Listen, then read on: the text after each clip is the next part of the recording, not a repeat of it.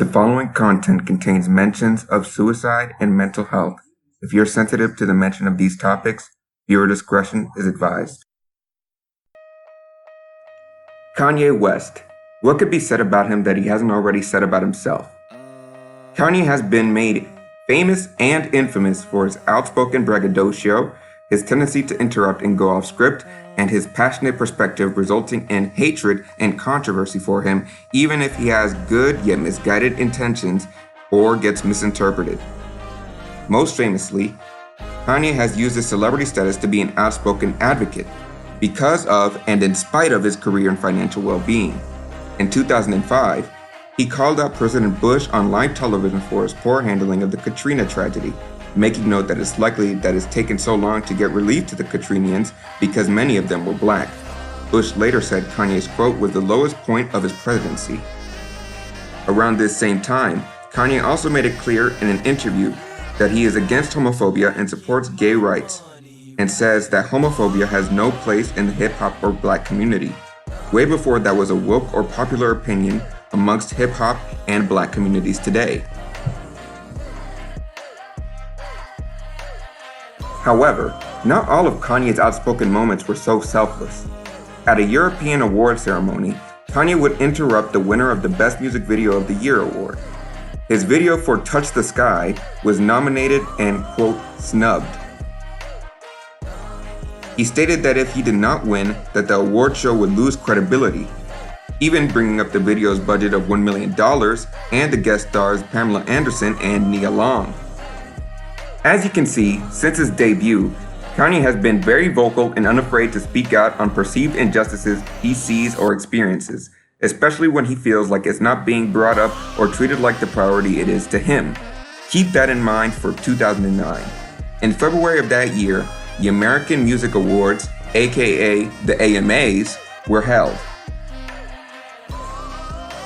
That night, Beyoncé's music video Single Ladies was nominated against Taylor Swift's music video for the award of Best Female Lead Video of the Year.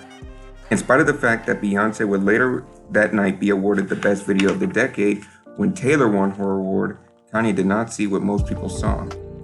Instead of seeing a young new artist getting her moment against all odds, he saw a racially biased award show that awarded a young new undeserving white artist video, beating out the phenomenon and sheer influence of an experienced black female artist's video.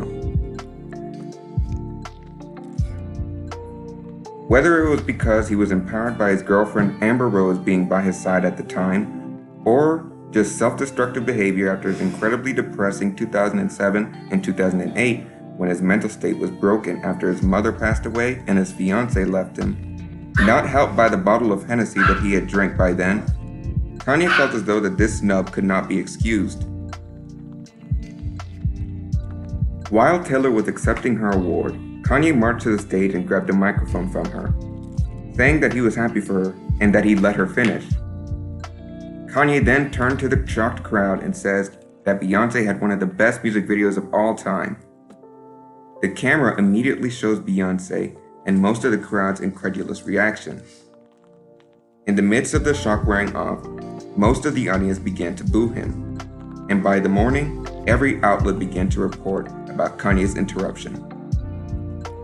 Taylor had her moment robbed by Con the Louis Vuitton Don. To many, Kanye had gone too far. He became a pariah. The threats and shame and pre-existing depression and mental illness had broken Kanye even further. The President, Barack Obama, called him a jackass in a leaked video.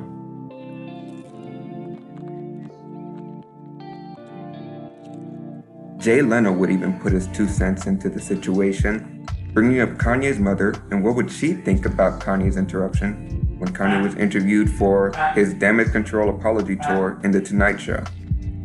Comedy Central even joined in, airing the episode of South Park that mocked Kanye and his inability to discern the joke that led him to be called a gay fish for several hours straight after the incident in the VMAs. In the wake of harsh backlash and blacklisting, Kanye exiled in Rome and Japan. He pondered fashion, pondered music, and pondered disappearing and retiring from music and the public eye. This is where our story truly begins. Kanye's exile in Japan may have led him to research and listen to Japanese music, whether seeking comfort and finding songs that resonate, or because he enjoys the culture, or because he was deliberately searching for samples, or he just heard it or heard about it while there. Kanye would uncover the song that inspired his unreleased song, his suicide note. Whether Kanye uncovered the song first or the artist first, Kanye researched the tragedy of Yukiko Okada, a Japanese celebrity idol who committed suicide, leaving a note behind saying she wanted to see him again. Him being a supposed lover that she wanted to see again, of course.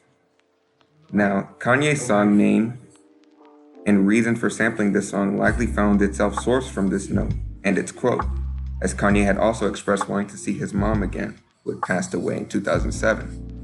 But the true intentions and meaning to his 9-minute unreleased song Never See Me Again is a bit fuzzy. There are several theories, very similar, but before I go into the lyrics and meaning, I recommend that you listen to Never See Me Again on your own. It's a truly phenomenal song and experience. Now, the first theory is that Kanye was planning to release this song as a retirement or hiatus song while he worked on his album My Beautiful Dark Twisted Fantasy in Honolulu, which released in 2010. This mainly finds itself supported by a literal interpretation of the title and hook, to mean that Kanye will be stepping away from the limelight and that it will likely be a long time before he's ever seen again. Kanye's album My Beautiful Dark Twisted Fantasy will release with a bonus track, See Me Now, which could be interpreted as a sequel to Never See Me Again, especially with the hook saying, I know you see me now right now, in contrast to Never See Me Again's It'll Be a Long Time Before You Ever See Me Again hook. However, See Me Now could also have an alternative meaning.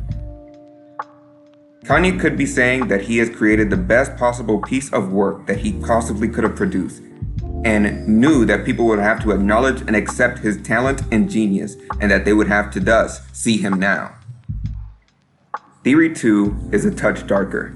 This is what the warning at the beginning was for.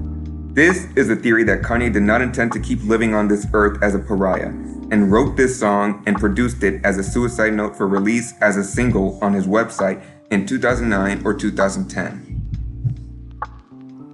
It's possible that instead of releasing a suicide note as a free single on his website, that it evolved to the freebie songs he would release during the production of his album known as Good Fridays, which were free songs he would release on Fridays on his website,